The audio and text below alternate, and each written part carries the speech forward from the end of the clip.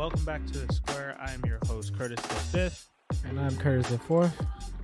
And today we are going to continue. I know March Madness is technically over, but we are going to continue with our March Madness inspired brackets here with the best movies of sports movies of all time. But before we dive into that, a couple housekeeping things that we want to go over.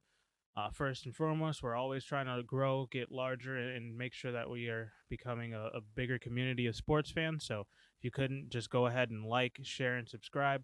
And big emphasis on the share there. We want to grow as much as possible, so we want as many people to reach out and see us.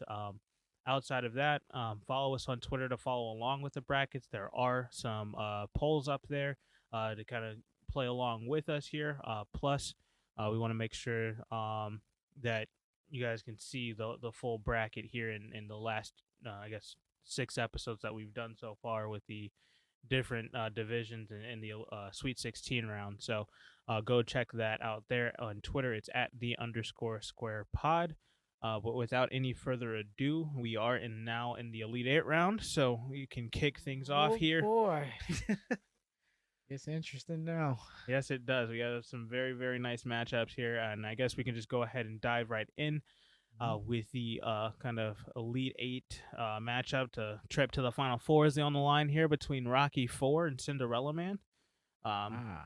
This is a really nice matchup. Well, how about since we let me say this, since we're in the Elite 8, and I know people probably have seen the brackets by now, and for those who haven't, because people come in at different times, let's just do a run through of the matchups of the 4 matchups, and then we'll go into this. Yeah, let's do that. So yeah, let's start off in the North. We have Rocky IV taking on Cinderella Man. It was a hard-fought road for Rocky IV.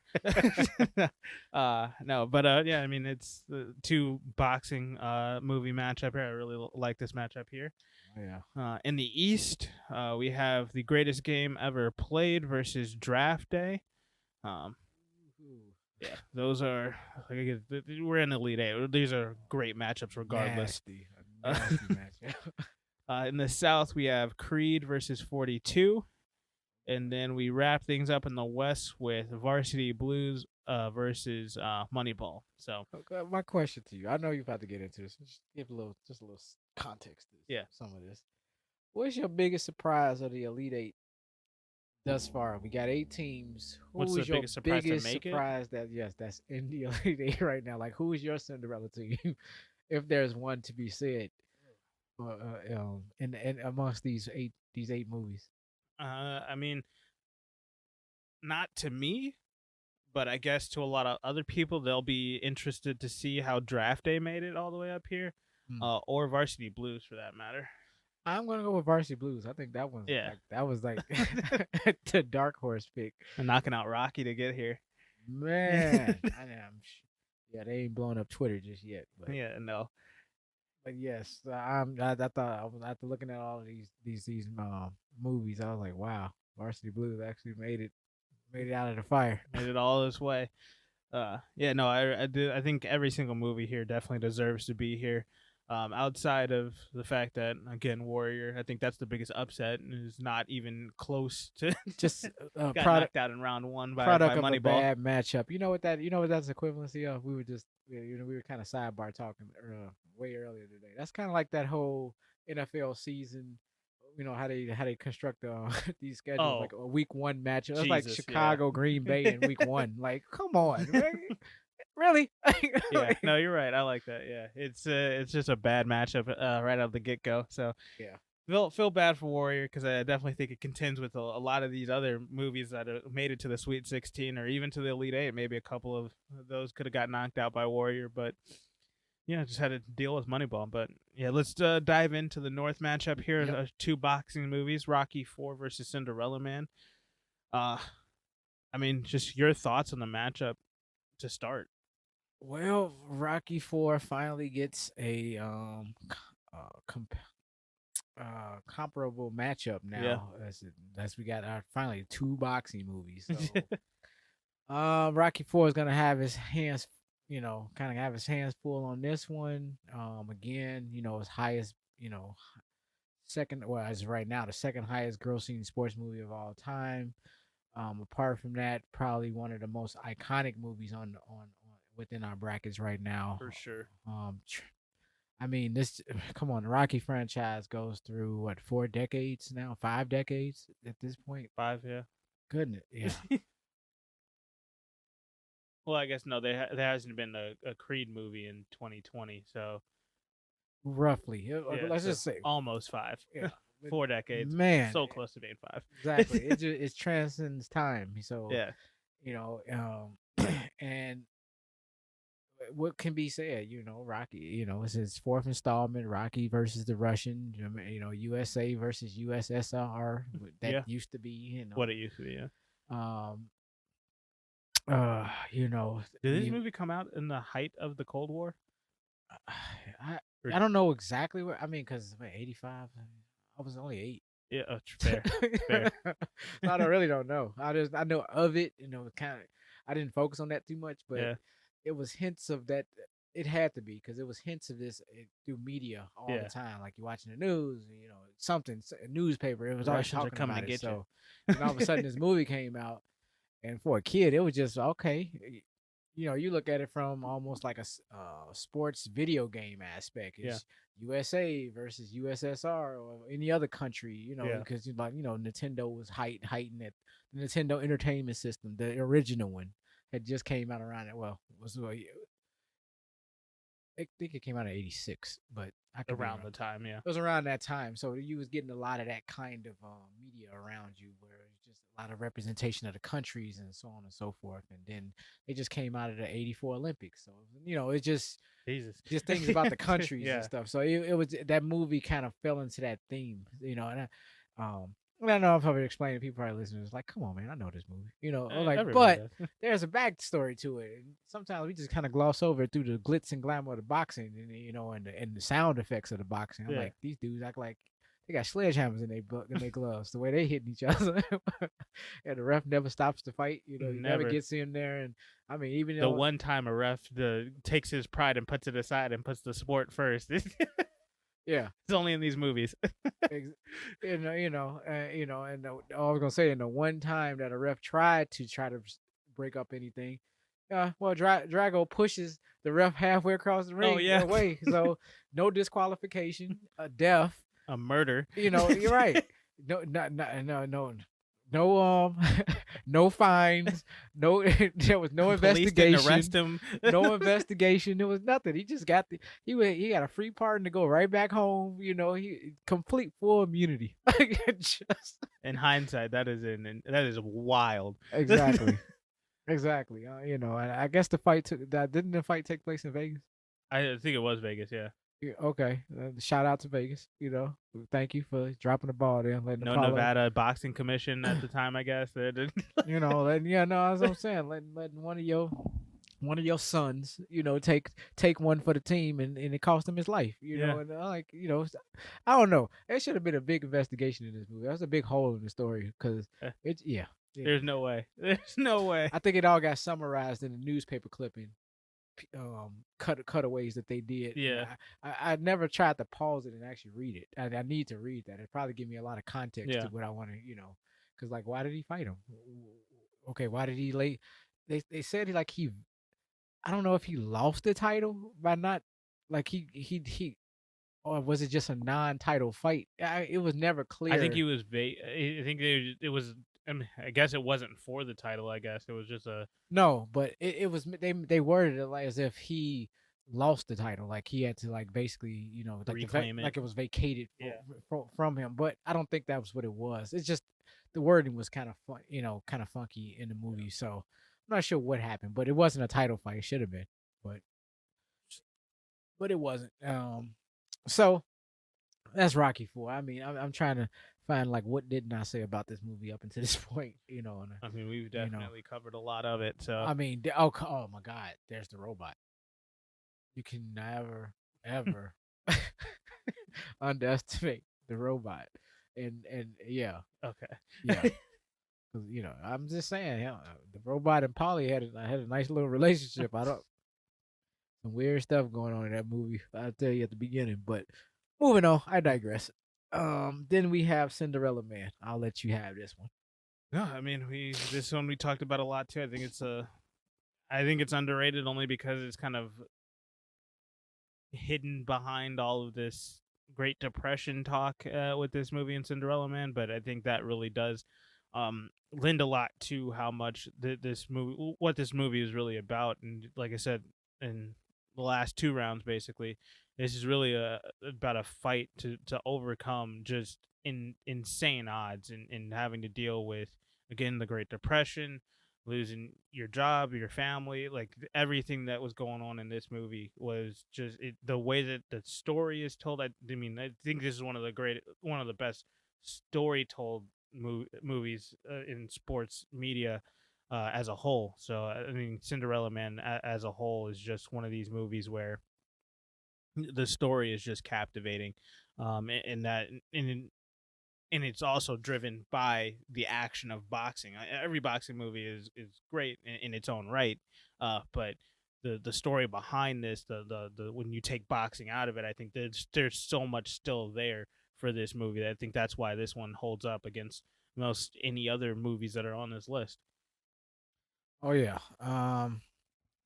Man, inspiring movie. It takes you through. It just takes you through the valleys of the Great Depression. It gives you. I mean, if you find yourself not being able to put yourself in, whether it was in his place, if you was a female, the The wife's wife's place, part, yeah. if you was a child, the children's. I mean, you had to identify with something on here because it really did speak to humanity and what was really going on. And boxing for him almost became his side hustle. It was just to try to float, you know, kind of, float their income Yeah, for a little bit. And he was just trying to get these fights just to get something, to just throw some change his way. Kind of sound like Warrior. a little bit. Yeah, literally that's what I was about to say. It was like just the same way in Warrior, Warrior. Great Depression, style. Here we Yeah, go. 100%. Without the whole brother aspect. Exactly.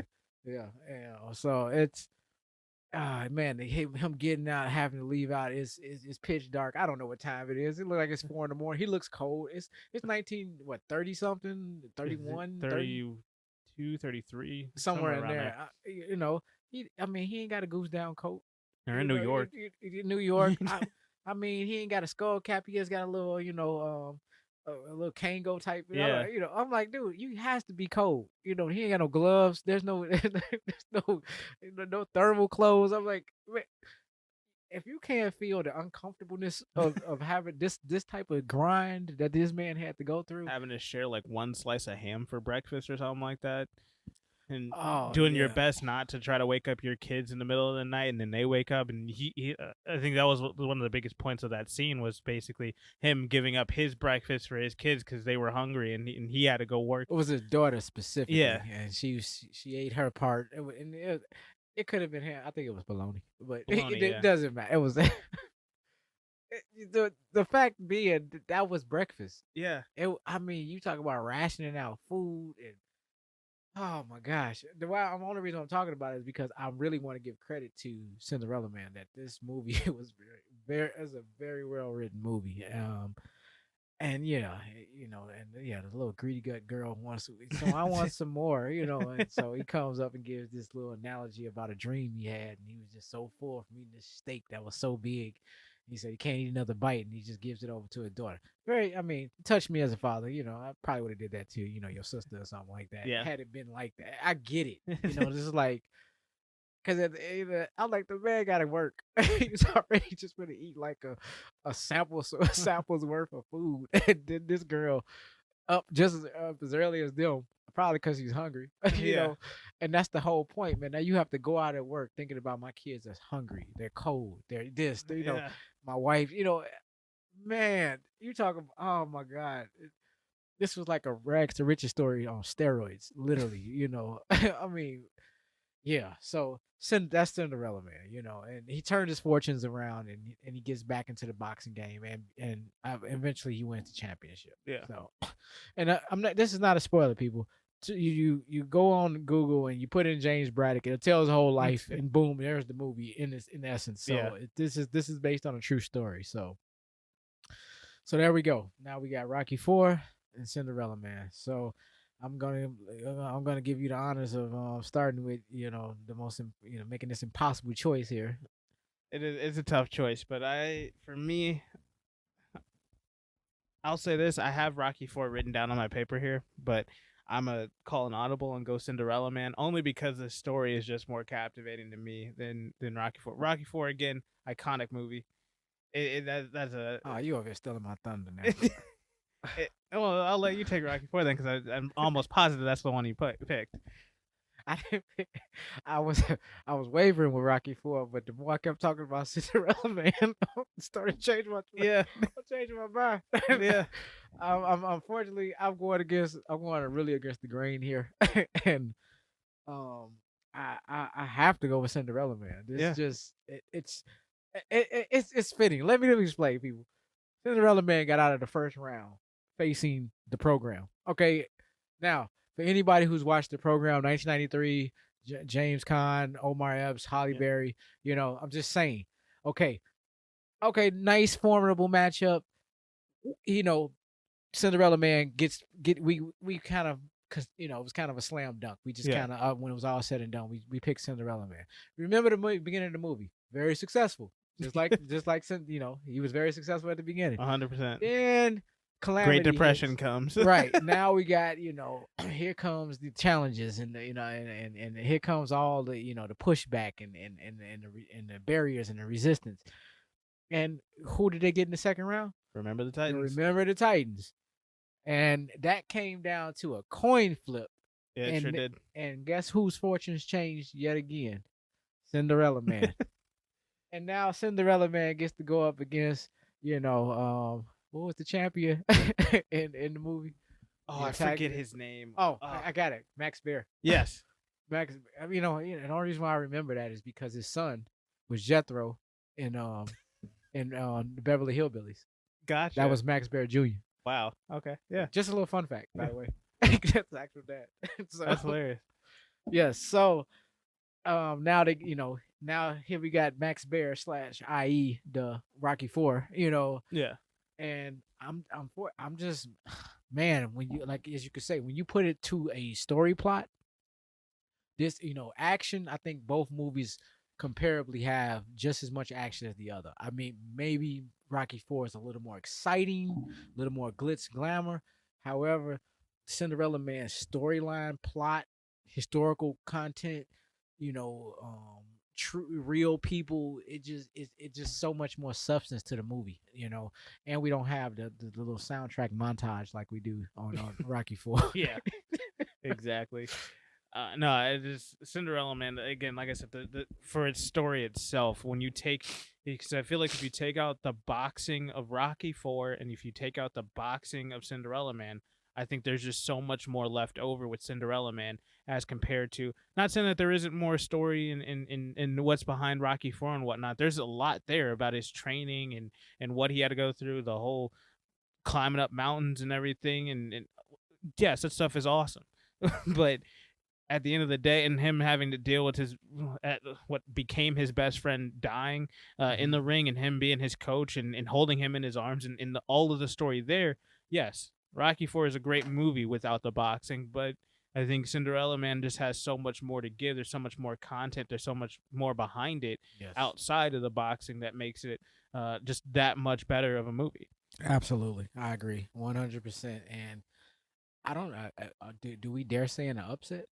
Or just? I mean, technically, I guess it would be an upset, but to me, I just think Cinderella Man. I think, again, it's just one of these movies where I'm sure so many people have seen this movie. I mean, it's a number 3 seed for a reason, Right. But I think it's still, at the end of the day, I don't think enough people have seen it. Got a couple fun facts that I never mentioned about this movie. Something What's I that? found out. It was very interesting. AMC, the movie company, Yeah. they had believed that Cinderella Man was going to be one of the finest movies ever, or finest the finest motion picture of the year. That was their claim of fame. So much so they had a contest. Really? I did not know about this during the time, but they had this contest, and within this contest, they were offering a money back guarantee if you did not like the movie. Wow. That's how confident they was about the movie. Now, You already know. You line up 100 people in a room. You Yeah. be talking about money back guarantee. It could be the freaking Godfather, Yeah. or Scarface, Rocky Four, Creed. I'm just gonna take these Avengers Endgame, Man of Steel. I'm Yeah. like, I'm coming to y'all for Pretty Woman, yeah, just these, what I'm saying, these iconic Yeah. movies that just kind of came out. You gonna get somebody gonna be like, I just thought that was crap, Yeah. and it goes so much. It was horrible. It's the worst movie I've ever seen in my life. Can I have my money back? Yeah. And yeah. So in the midst across the nation, the number was 50 patrons only asked for a money back guarantee. Really? They money back, yeah. Wow. I mean, but I guess to me, again, this movie came out in 2005. So I mean, I was 7 when this movie came out. But at the end of the day, like, there's just so many people that I talk to, and I bring up this movie in conversation sometimes, and for some reason, nobody knows what I'm talking about. And like people just like in the midst of having conversations about sports movies, about boxing and stuff like that, just nobody else knows what I'm talking about. And I told them to go watch this movie because it's fantastic. I love this movie so much. I mean, and I think it is just, like I said, just that much better than Rocky Four. But and everybody else has seen Rocky Four. I mean, everybody's seen the Rocky franchise. I mean, I don't think you're gonna be hard pressed to find somebody who hasn't seen at least one of the Rocky movies. But spanning from 1976 to 2019 was Creed 2 came out. So you, like, across that time period, you had to seen at least one of these movies. But Cinderella Man is just one-off movie that is just so good that I feel like from having conversations with people, so many people haven't seen this movie, and I think a lot of people are missing out on it. No, and it probably has a lot to do with the times, Yeah. 1920s, late 20s, early 30s, and people just get turned off, and It's fair, but unfortunately, but yeah. it's like people who read books, man, you gotta give it a moment, or even if you invest in any movie, when people are binge watching stuff now and they streaming, I mean, come on, we get in these series, you already know how those first couple of episodes, you just got to stay with it, because you already know, like, what the hell am I watching, kind of thing. But then all of a sudden, episode 3 starts and you all in. Now you back at work telling everybody to watch this movie, man. This is my show. This is the shit. This is what you want to watch. The 5,000 things that we all watch. Exactly. Right.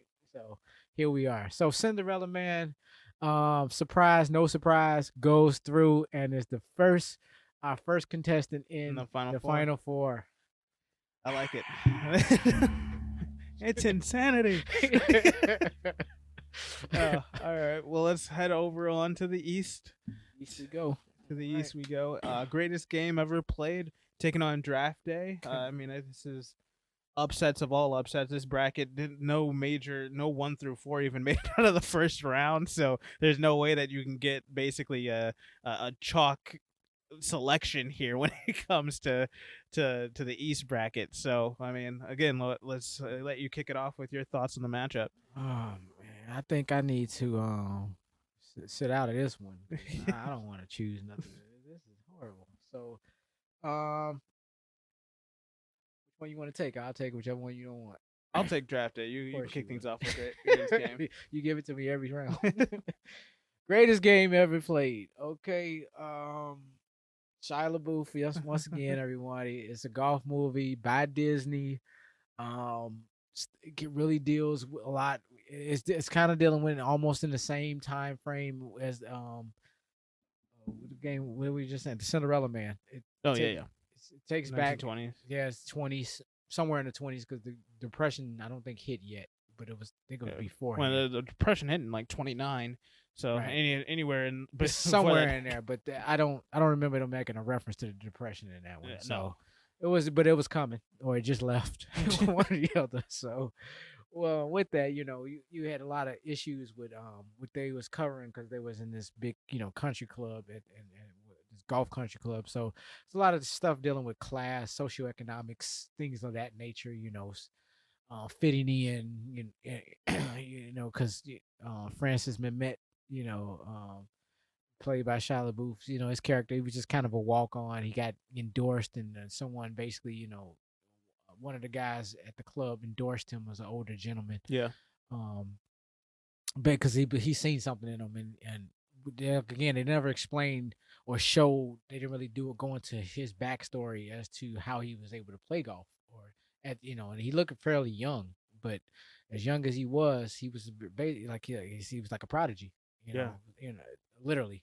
So, um, and he started to earn the respect of the some of the other golfers. Um, as we seen, Stannis Baratheon in there. I forgot I forgot the actor's name, but he earned his respect, and I forgot. Man, I don't even remember his name in the movie. What golfer he was portraying, I can't but remember. nevertheless, it was. I mean, I said arguably the best golf movie out there on the open market. There's a couple others that can challenge it, but I'm just saying arguably. But it just shows. I mean, a fierce competitive tournament that just man, it just really it went there, and I'm like. I don't know if Disney just worked this charm and magic on me, but man, it got me, and I was like, I was all in. And I'm not a Disney fan in general, Yeah. but yeah, this is one of those quiet as kept movies that's not really being talked about. It's kind of just ran under the radar. However, I don't know how. Considering like the movie Holes. Now that's not a not a sports movie, but Yeah. it got all these rave reports, and I was like, wait, man, people are actually going to the movies to watch this, and then this comes out and crickets. Yeah, Like it's true. I don't like Hose is good, but I don't think it's better than that. I know that we're comparing that type of movies, but Shia LaBeouf is in both movies. But I just thought this was even better than that movie, and there was nothing wrong with Hose.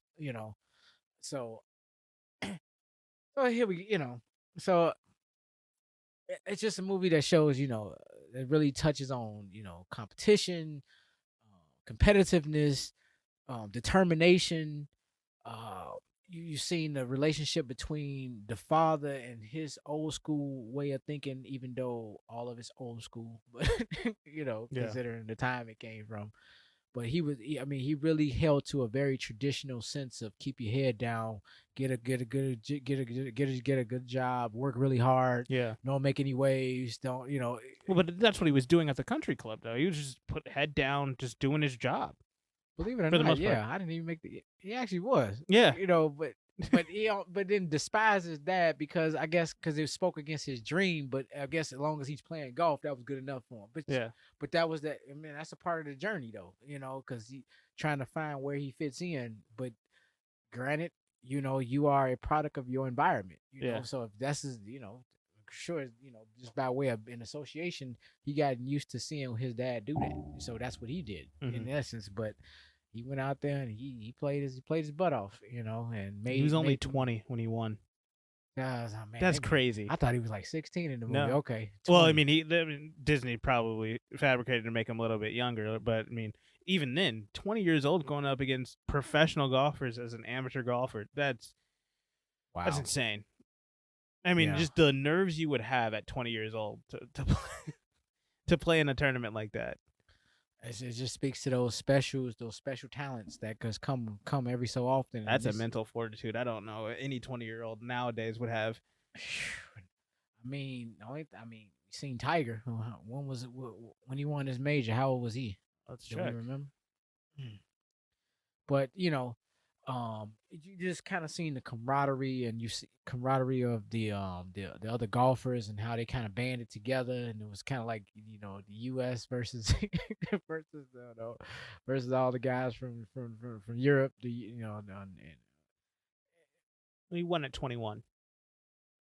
Hey, that's insane. It's very that's what I was getting at. I remember he was very young when he won it, so that's what I'm getting at. It's just like again these child prodigies, that just come out. They almost look like they came out of nowhere. This man, this has nothing to do with the movie.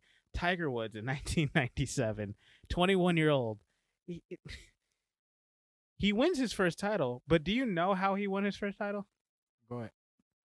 18 under, 12 strokes up on the next guy behind him. Oh, I didn't even know that. That's ridiculous. He was out there playing by himself. He smashed these old men on the course. Yeah, I knew it got to the point where it was Tiger versus the field, because that was all it was. Like, okay, where's Oh Tiger my at? And where's the God. next guy? I remember that kind of being a thing for a while. He won by 12 shots and 18 under. Oh, I mean, 21. insane. It's just like a machine, and that kind of mental focus and fortitude, and you got that kind of essence in this movie. Yeah. So, um, just I don't want to go any further. I mean, I've said more than enough for greatest game ever played. And again, like I said, now it's going against a formidable, Competitor in draft an day. opponent. You're right, in draft day, and I'll give it over to you. Yeah. Well, yeah. I mean, draft day is its own breed. I guess the only thing you can compare to it is Moneyball, which we've all seen. But draft day, I think it dives in just a little bit more, and it again, it's just one of these behind the scenes. What actually happens on the day of the draft?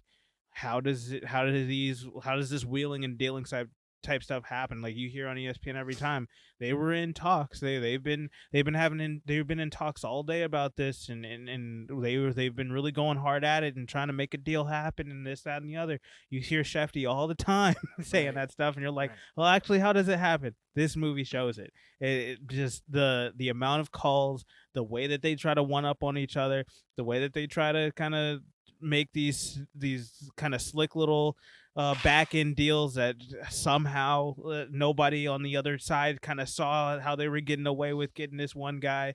And man, just the way that these GMs and just the pride that they have in kind of getting one over on their counterparts is just amazing. And again, my fun fact about this is that you had one that this wasn't even supposed to be about the Buffalo or supposed to be about the Cleveland Browns. It was supposed to be about the Buffalo Bills for one, Hmm. but they really were trying to make this portrayed for Mike Lombardi as the GM of the Cleveland Browns once they did decide on Cleveland. Was Mike Lombardi the actual GM of Cleveland? I don't think he was at the time. I think Mike Lombardi might have left just a couple years earlier than that. Okay. But Mike Lombardi was called about how things like this happens in the draft. That's how they made it so real. Like Mike Lombardi was like a consultant on this movie. Okay. And he was telling them how like some of these organizations work and how these calls end up happening, how these things come up in natural conversation Hmm. and how all of this stuff works.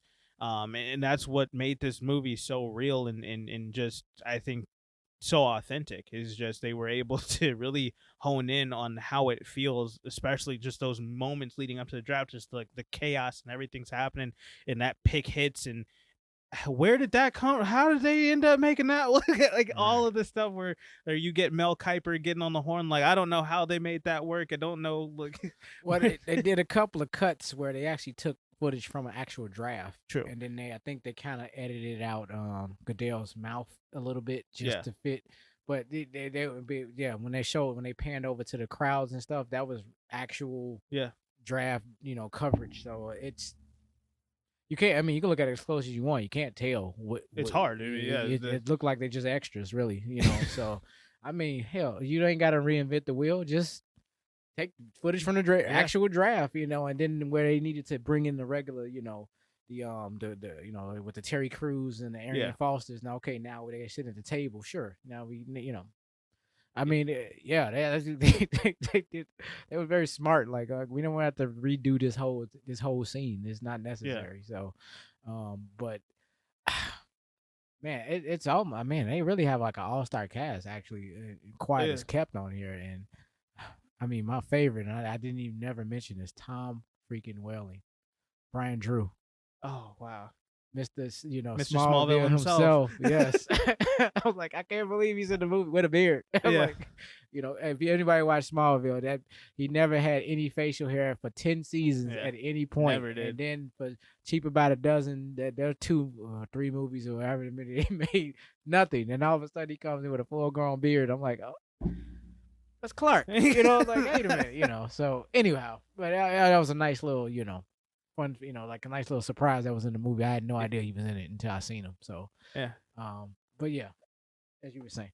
Yeah, no, it's just one of these movies where like how authentic it is behind the scenes, and the way that they portray, like, and then again, this is not about like how a draft work itself. It's the whole day. It starts from when he wakes up in that morning, and the first calls that he's making, and how he's making these deals happen. And in this movie spans about like a 7 hour period leading up to the draft, and Mhm. in the draft itself, obviously.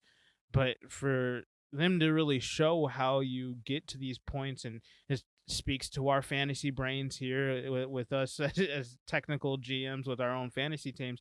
Like, this is what happens really when you're in a legitimate fantasy league. I know you got some leagues where you have guys that draft and then nope, will never make a deal ever again. Right. But when you have fantasy teams like that, or fantasy leagues like that, where you're able to talk with your friends, talk with these other guys, and see what the GMs are talking about, and what deals you're trying to make, and how things make better for other teams, and what's the benefit for this guy and that guy. It just everything about this movie, to me, is just super authentic. It's super real, and it shows it in an interesting fashion, and I think it's, again, a criminally underrated movie just because it came out during a time. It's based off of the Browns. So first off, it's at a time before the Browns became relevant. I know that, for any young people now, they think Right. the Browns have been hot stuff for quite a while now. No, the Browns been horrible for 20 years. So when the Just time of this until movie came out, just until last year. because I think this movie came out before the Myles Garrett draft. Yeah, that's 2014. No, it's 3 years before that. Jeez. Yeah. Yeah. So yeah, I mean, it's just across the board. I think that was kind of the first The turnoff. Johnny Manziel draft. Ugh. Exactly. Oh no. Get. That's when it came. Yeah. So you got to understand the hype train that was going on during this time, especially with the Johnny Manziel hype. Yeah.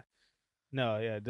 It's at a time. This movie itself is just, it encapsulates the behind the scenes for the NFL when it comes to the draft itself in such a great way, and it's just, I think it's just underrated to me. Well, I'll let you kick off the picks this time here. well, I mean, so we have embellished on both of these movies as much as we possibly can. Try to get buy-in. I mean, for those that are listening, you all probably have already made y'all picks. Probably been telling us to stop talking. Let me just fast forward. Probably fast forward all through this. I ain't even hearing Already this right skipped now. to the pick. Right. So I'm just gonna get to it and taking and Wayne and what I've seen, and this is not the one I wanted to choose. I gotta go draft day.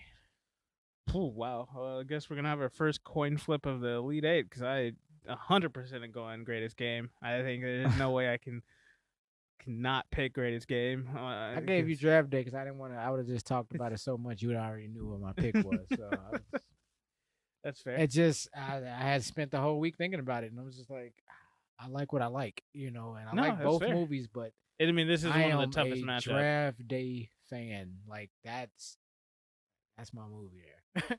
And that's right totally up my fair. alley. So what do we got? We doing a coin flip, which is sad to say. And it's greatest game. Are you sure? Yeah. This Feel bad. It's okay though. the greatest game ever played gets through, and deservingly so. You can't be too upset. No, I just someone had to lose in this one, obviously. And that's fine. If it lost to anything, it lost to this movie. I'm completely fine. I mean, everybody should be honored being at Piper.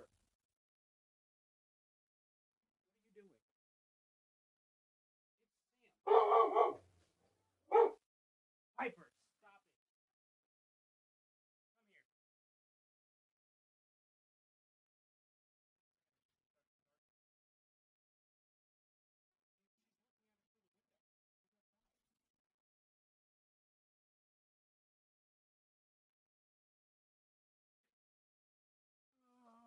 Greatest game. Yeah, so greatest game gets on through. I mean, it's just like you said, you can't really be mad about those two. One of them having to lose. So I mean, and this first one on this side of the bracket taking on whoever comes out of the South. So it's going to be interesting to see who comes out on that side. So, greatest game ever played, Cinderella Man. I don't know, something about the roaring 20s. For sure. Making us clean sweep there, but moving on. No. All right, next matchup. Let's talk about it. Let's head over to the South here, and we have Creed versus 42. Ooh. I'm gonna kick things Jordan off here. Versus Trad Bozeman. Okay. Yeah, no. So we got oh my goodness, T'Challa versus Killmonger again. Wow, man, you talk about a backstory here. For sure. No, yeah, this is Creed versus 42. I'm gonna kick things off with Creed. Go ahead. Man, Creed is just, again, it's a continuation of the Rocky franchise. This is what kicks off the new era of, we say it's a part of the Rocky franchise, but honestly, Creed is its own thing, and I can't wait to see what Creed 3 brings. They need to continue this, and they need to make this just as big as a franchise as Rocky was. Right. But Creed 1, the original here, this one, like I said, this is where I think it kind of gets into the Cinderella Man side of the boxing story. When you take the boxing out of it, the story that's left behind there is just, there's so much there still. And I think Creed really does hit home. And I think that's where this kind of changed like you said, this is like the new era of the Rocky franchise. They kind of started doing storytelling in a different way too with the Creed story, the Creed franchise as well. So this one, I think that just with Adonis Creed kind of battling with himself, having an internal fight, if you will, an internal boxing match with himself, trying to figure out who he really is, if he's something more than just a name, coming from, because it was, like you said, when we kind of did the synopsis in the first round, he was really competing with this Adonis Johnson persona versus his Creed blood that he has in him to be this fantastic fighter. And he's been doing these amateur fights and all this stuff, and he is good, and he's fighting with within his family. They're not even giving him the respect that he thinks that he deserves. He just wants to show that he improved to people, that he can be this a true boxer, and he wants to just explore that side of his family, and right. The only person on that side that he even does reach out to him is the person that's not his mother. So I think that's one of the backstories that I think is it's dark, but it's also it's so captivating. Right. So I think that's where it starts, and then his journey when he finds Tessa Thompson's character, I forget her name, unfortunately, but she is just this powerhouse in her own right. And the way that they as a couple play off each other, like you said, this is like a power couple of all power couples. She's Bianca, yeah. So for her character to have her own thing, and for her to show her support in the way that she does, and the way that she kind of pushes him and drives him to be more than just this Creed persona. He doesn't have to follow in the footsteps of Apollo. He can do his own thing by still boxing. And then also the way that he supports her with her musical endeavors, and the way that she just like you said, it's a modern day power couple, like a epitome of that in all honesty. So just and that's just the story elements of it, though. The boxing of it and how real the boxing is. I mean, what's his name? Michael B. Jordan took quite a few actual like real punches, and I think there's actually a funny behind the scenes where they're like, there's actually a christening that had to happen, because if you're a part of the Rocky franchise, you have to take the main character has to take real punches, because apparently Sylvester Stallone, when he was doing all of the Rocky movies, each and every one of them, at least one of those scenes, he took a real legitimate punch, and so he had to do the same thing. And so the punch where he gets knocked down by the British I forget his name, the champion. Pretty Ricky. Yeah, Pretty Ricky. Really Colin. Yeah. Pretty Ricky Colin. The punch where he actually gets knocked down before he gets back up. That scene right there, they did that punch in real time. I mean, when he went to sleep? Yeah. Well, yeah, he didn't get back up. He was out. No, that's what I'm saying. And then all of a sudden he just woke up and jumped right up. That one. That scene he took actually that punch is real. And there's actually like you can see the behind the scenes of it. He was out. Like he went down fast too. And I'll show you too after the episode. It's a nasty punch he took. Wow. Yeah. So, but that's Creed. I'll wrap it. I mean, we've embellished on it the last 2 episodes and today. I mean, there's not too much more that I have to say about Creed because this movie itself is just by far. I think this takes Rocky into the Rocky franchise into like I said, this modern day look of it, but it does it in its own way that it honestly does. It is its own franchise, and I can't wait to see where this continues to go.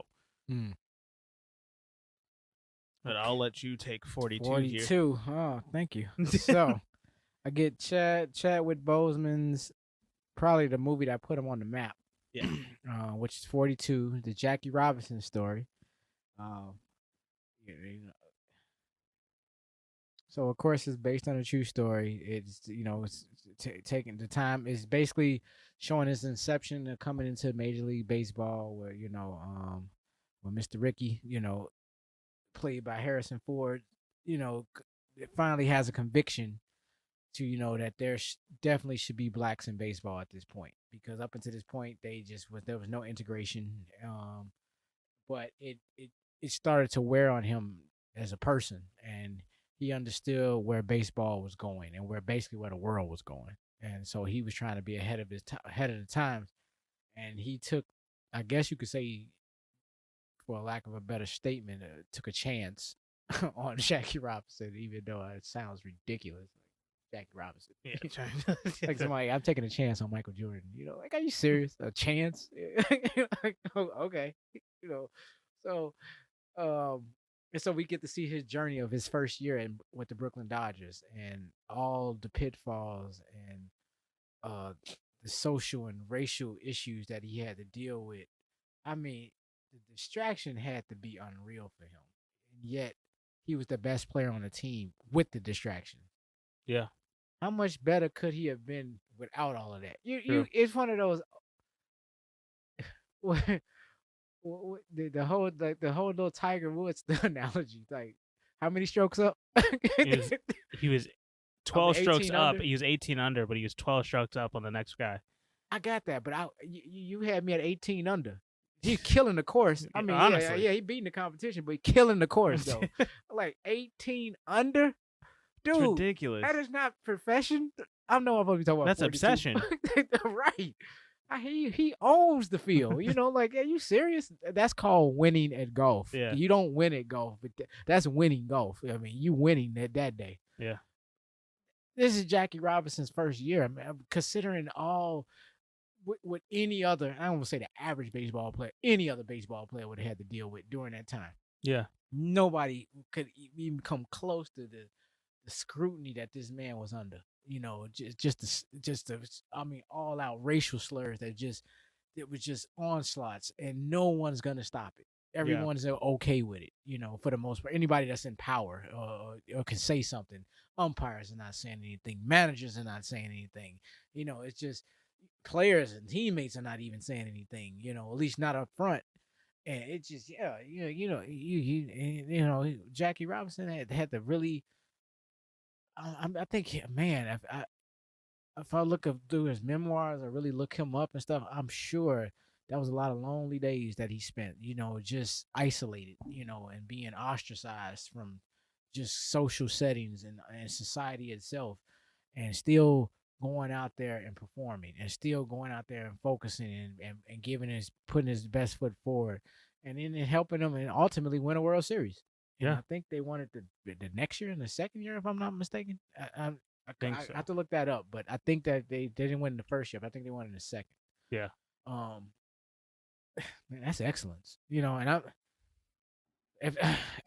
I mean, I'm a little older, but I didn't grow up in the era of Jackie Robinson, so I did not get to see him play. You see a clip here and a clip there, and you go off the the words of other people who's been here before us, and their stories, and Yeah. they have the eye test, or somewhat of it, more so than people of a later generation. But the movie was just it wasn't so much about, it was a movie about the Brooklyn Dodgers. It was about him, Yeah. and by a way that he actually ended up playing for the Brooklyn Dodgers. I mean, and of course showed him starting out in minor league just to get him warmed up, just to go through the motions. It was kind of interesting because they'd have to play the game with this guy. And I know Mr. Ricky knew he had a blue chip phenom, An and ace. he had a ringer on it. A ringer is really the word I was looking Yeah. for. He had a ring on his team, and he had to downplay it based on where we were in the world at that time, because it would have just all went bad. Had Branch Ricky, I keep forgetting his first name, Branch. Yeah. Yeah, Branch Ricky. So it's so it's a journey to show you a very inspiring movie of um overcoming, succeeding, success, endurance. You just go down. All the superlative. You go when you go to like to a training class or something. You Yeah. go sit up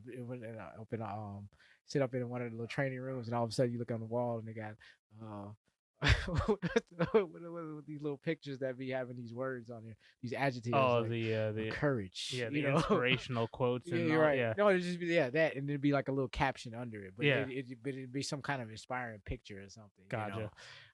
Endurance, perseverance. That's what this movie really captivate, and I think that's enough to go up against Creed right now. So I'm saying all that to say, here we are. Yeah. So I guess we're coming down to, like, again, Chad Boseman versus Michael B. Jordan. Killmonger versus T'Challa. So here we go. I think this is Killmonger's revenge, and I'm taking Creed.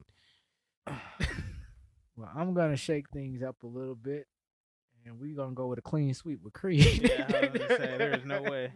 No. And that's not to take anything away from Jackie Robinson. That story is fantastic. I just think, from what I was talking about with Creed, it's just the story itself.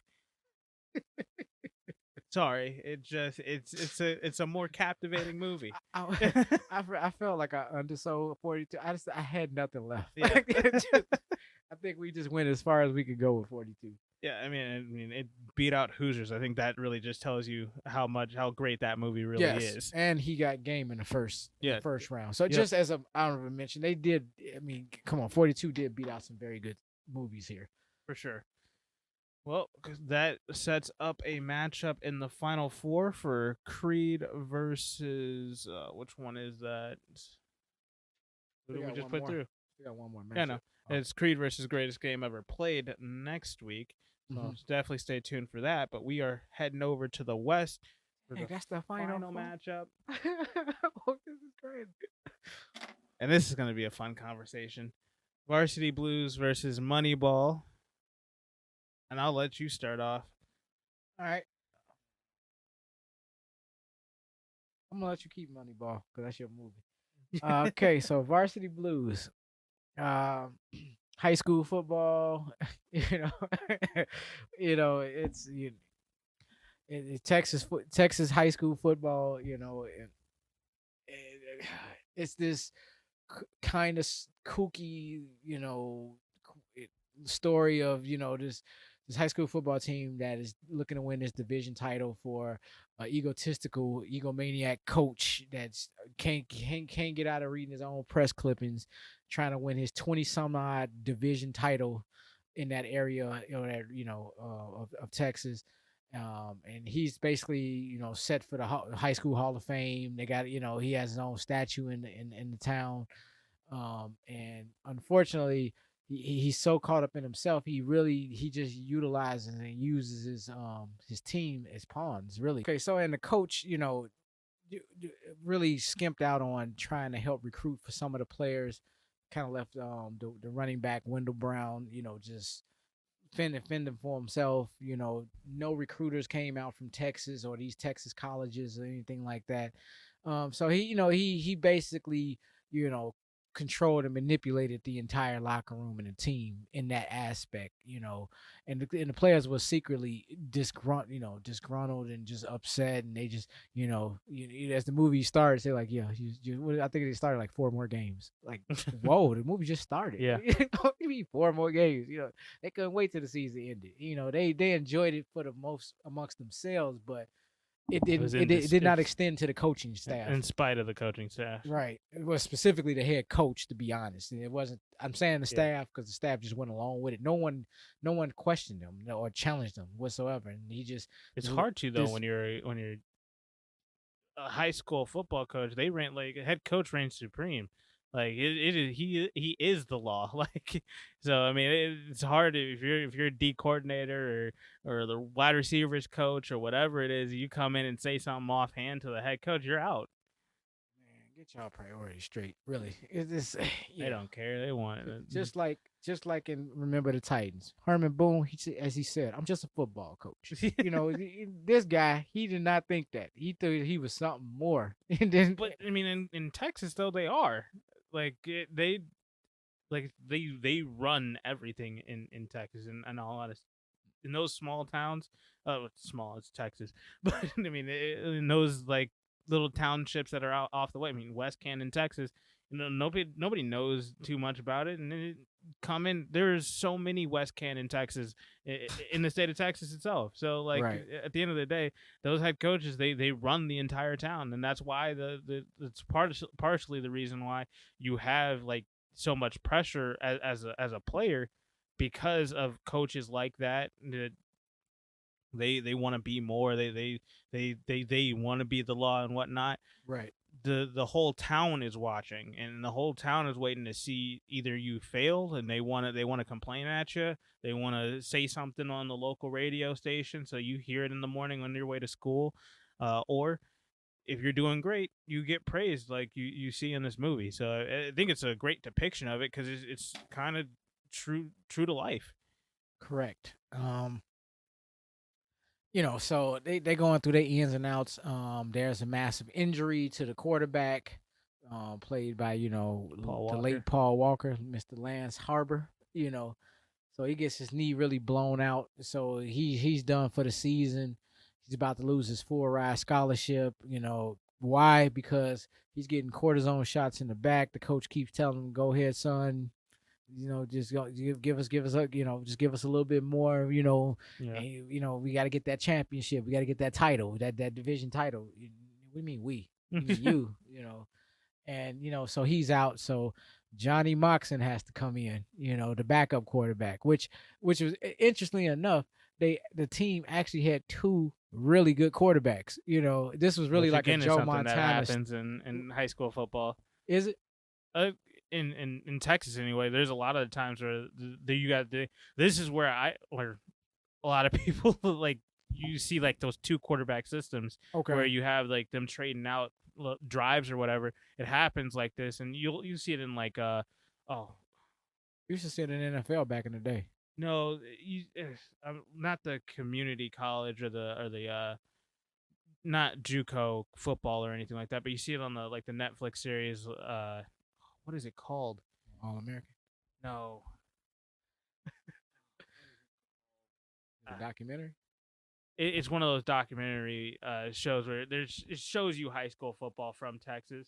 I don't know. I can't remember the name of it to save my life, but that is besides the point. But those types of shows where you'll see those 2 quarterback systems all the time. It happens, and it happens a lot in Texas because there's so much talent, high school wise anyway. Gotcha. That they're like, well, I can't not play you. Right.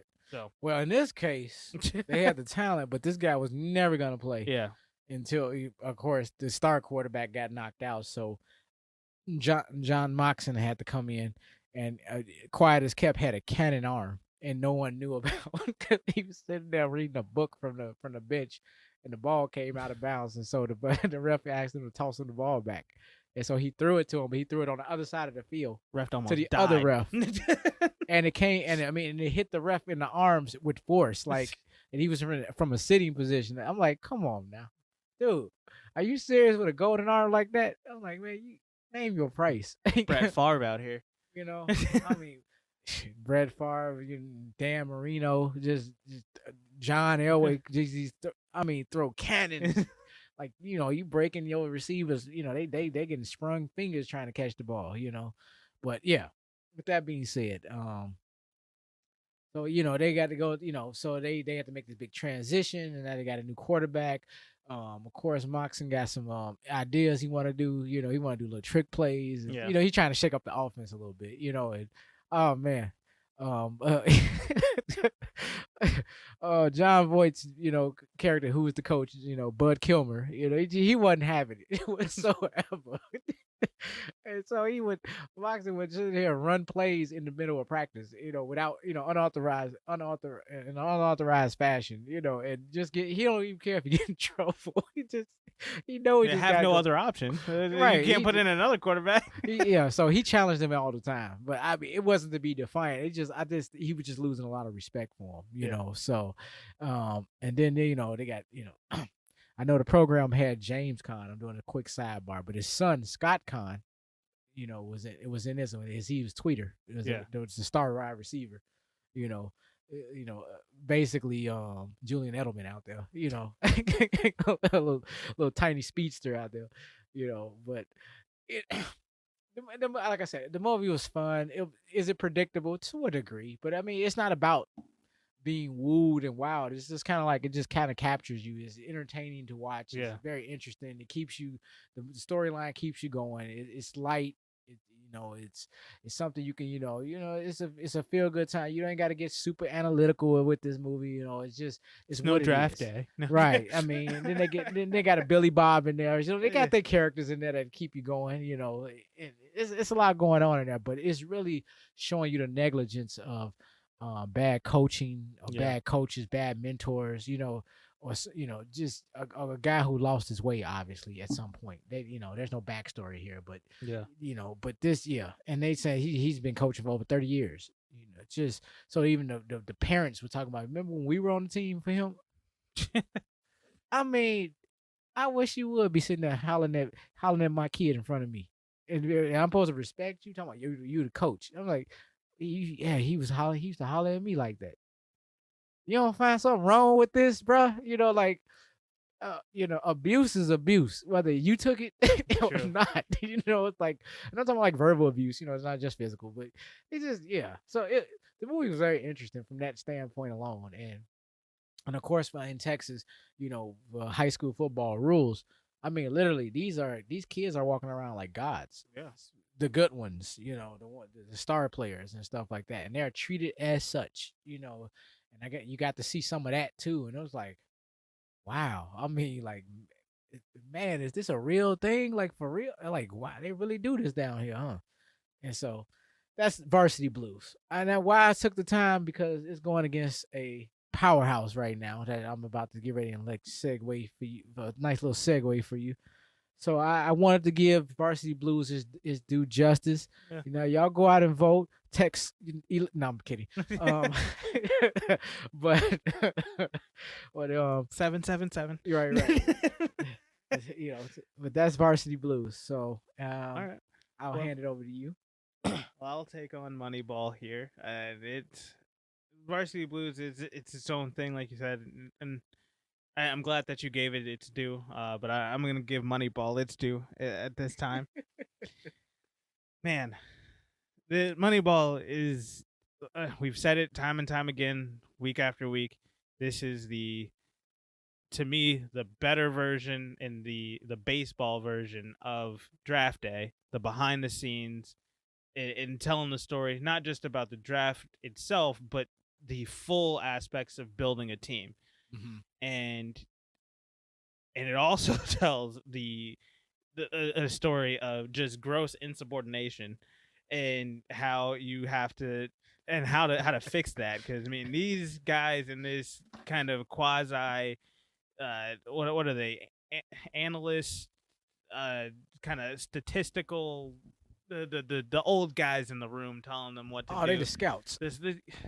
Some of them are scouts, but some of them are just guys that are just giving their advice. No, they're all some scouts? type of form of a scout of some capacity. All those scouts, all scouts insubordinate and managers because you had like a third base coach. Yeah. You had it was the coaches and the scouts. It was a team building staff. Yeah. But man, these guys half of them have zero idea what they're talking about.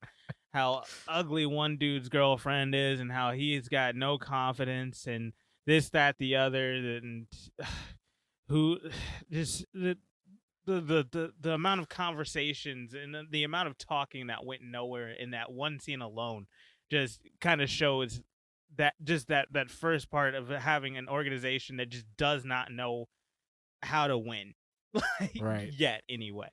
And I know it's coming off of a season where they just made it to the playoffs and they lost in the divisional round and whatnot to the Yankees, I believe. And Yep. cool. Yes. First round. You lose in the first round of the Yankees, and that's its own thing. Whatever. But to come back and that's the conversation that you're having to see who you got to go get next. That's one thing. But coming down to just being able to look at the analytics and look at baseball in a completely different way. I mean, before this movie, for the most part, baseball was as boring as baseball could be. This is at the time where they're coming down pretty hard on steroids. I mean, this is just when I think A-Rod got busted for the third time. Right. Which is neither here nor there, but baseball is pretty boring around this time. So to look at it in a different way, to look at it from the numbers side, to look at it for the team building aspect of it, it's just fun. And the way that everything goes in, all the things that go into it, from having to make trades and how you kind of pick the brain and see where one GM is headed and what they're thinking about on a certain guy and how to get him to think a different thing. And the way that they set some of these GMs up to try to pit each other against each other, where they had that one scene where Jonah Hill's sitting on the table talking to one GM and Billy Beane is on the other side talking to a different GM, and they're putting them up against each other, and they don't even know it yet. And right. and that it's actually, fun, kind of a fun storytelling aspect of it. It's literally the exact opposite of what happened to Billy Beane in the second scene of the movie. You remember how the movie starts off with him in the stadium empty because they're up in New York playing and they had just lost. When he gets home, when the offseason just technically started and everything, he had already set up a trade with somebody else, and he's on the phone talking to a different GM, and he kind of pit him and some other guy up against each other, and the other guy gave up more, and he ended up losing out on a trade, and he was like, you played me, Jim. You played me. And he was like, don't try to beat around the bush. You played me. And he throws his phone on the table. It's literally the exact opposite thing that happens in this scene. So it's just a little bit of a fun storytelling thing that they did there. But this Moneyball as a whole, again, it's about how you build a team and from one aspect of building a team with no money and figuring out how you get guys that can be of value to you with the little money that you have on your payroll there, as opposed to also having to deal with people inside your organization just not knowing what their job is, for one, and what they're supposed to be doing. And they're talking about stuff that makes no sense, and also just immediately defying what you think in what you're trying to build there. As you are the boss, you are the manager, you are the guy that's trying to build something here. Right. It's your show, and the guy that you have, kind of your, I guess, quasi right-hand man, he's not listening to you. He's not implementing the things that you're trying to put into position here, and you have something specific that you're trying to put together, and it's not coming together because they're not listening. So just the way that Moneyball tells that story from the baseball aspect is fantastic. But then it also jumps into how he is dealing with the stuff happening with his family, how he's going through. He is a divorced parent, and he's divorced, and he's trying to also parent and show his daughter one thing. He's dealing with the stepdad who doesn't take into consideration the actual father's views and what he wants for his own child, where his 12-year-old has a phone now, and they had that whole conversation and whatnot, and he's trying to butt in on the parenting conversation that they're trying to have, and he's trying to make it an A-B conversation. He's just being Yeah, that's a whole nother layer a of whole nother nonsense. yeah. So and just to show how he has to deal with that as well, and also just the concern his daughter has for him. She's going to school, hearing about how her dad's not about to have a job and whatnot, Mm-hmm. and how they're gonna have to end up moving and all this stuff. And so, I mean, I think Moneyball. I've said it for the last two episodes here. I mean, Moneyball to me is one of it's high up on the list for me. It's a 2 seed for a reason, and it just across the board to me it's told in such an interesting way. It makes baseball fun. So, what are your thoughts? Um, well, I kind of concur with the majority of everything you said. I don't want to restate all of that. But I mean, it was like I said, it was a movie that really gets into how to build and manage a franchise, Yeah. literally.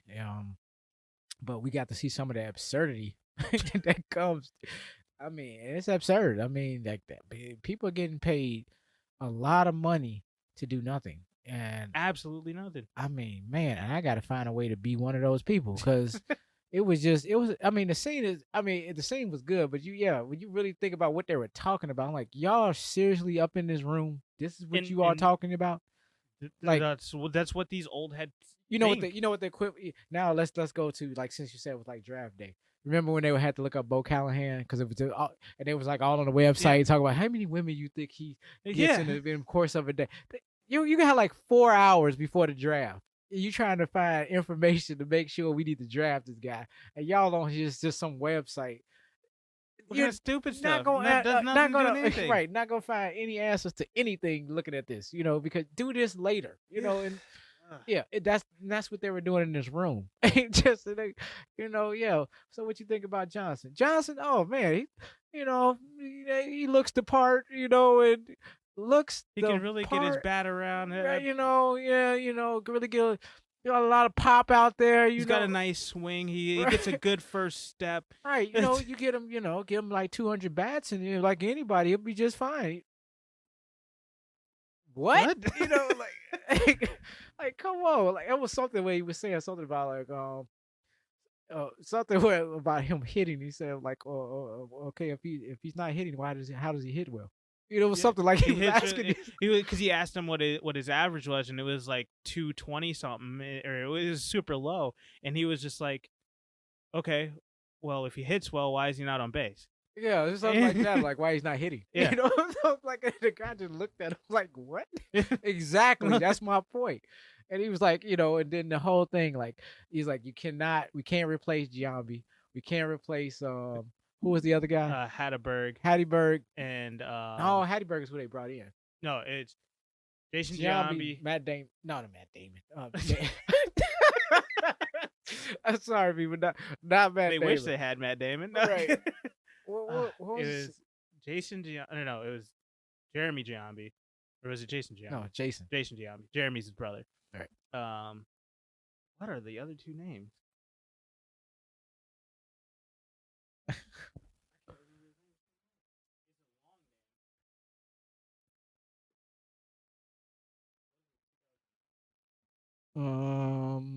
Let's say 10. Oh, no, 2. Johnny Damon. Yeah, it was like a pitcher, but the main ones was Giambi and Damon. The majority of them.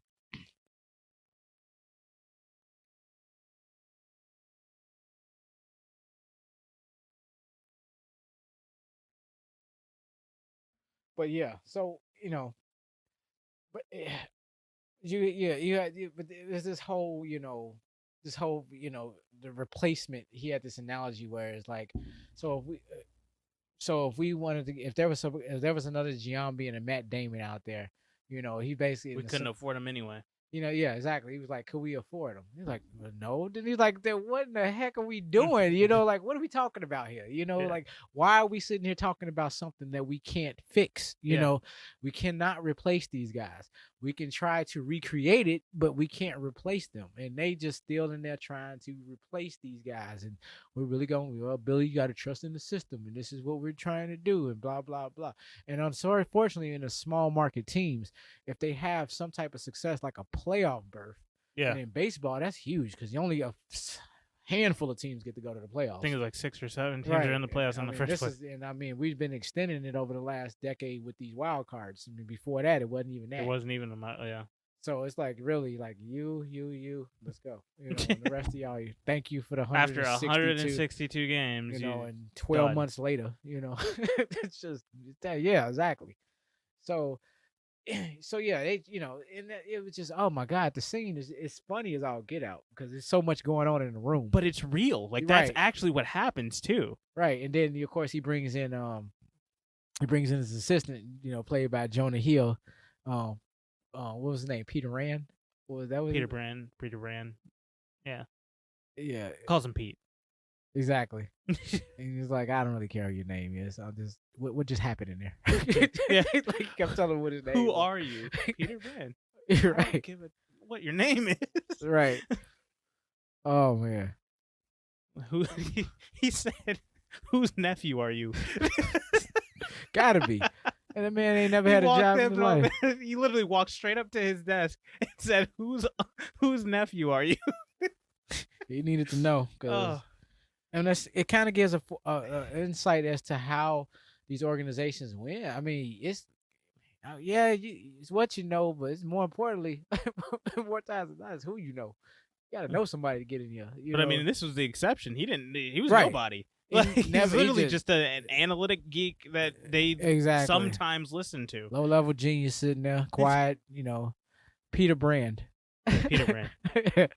Yeah. So you know, even like they bring him in the room and they like Billy, who's that? You know, like. Well, in the midst of y'all nonsense conversation, I mean that's you know the assistant GM. That's who he is. Your boss. Does he need to be here? Yes. He was so straightforward in that scene. I mean, I could watch that scene over and over again. It's hilarious. It's funny. It's real, but it gets at. This is where I think baseball especially needs to change. They need to get these old heads that.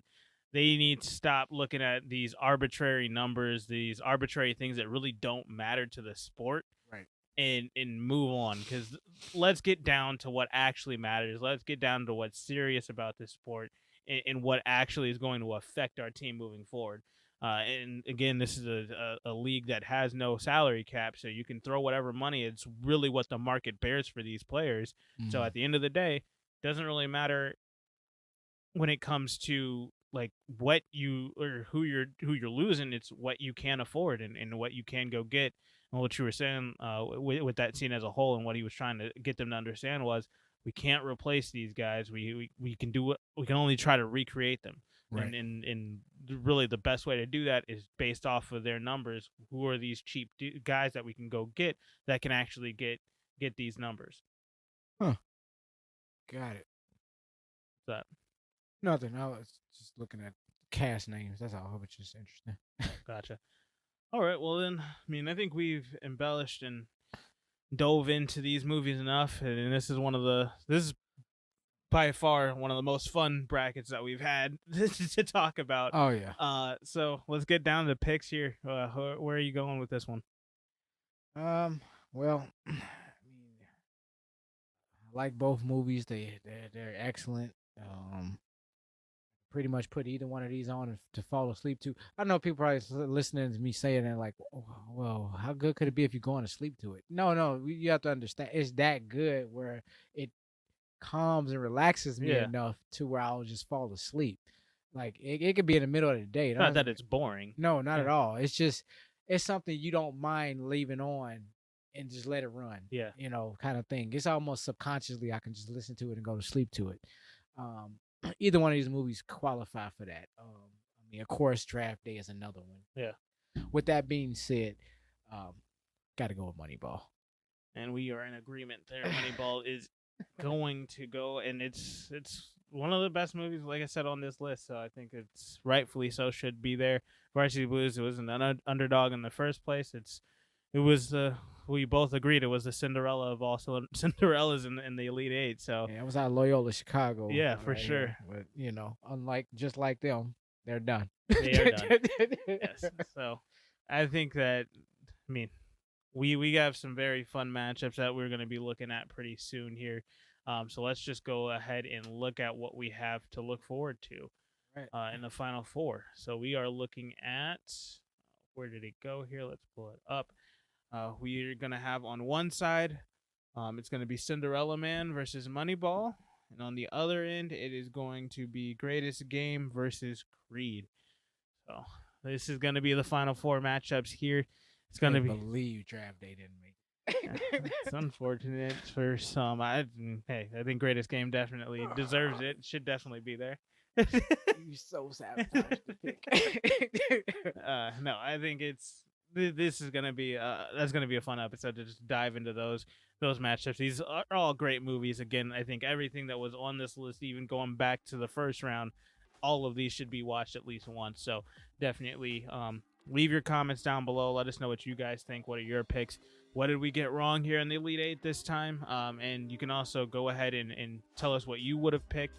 And you'll also be able to do the same thing for the final four. So keep an eye out for that on Twitter. It's at @the_square_pod.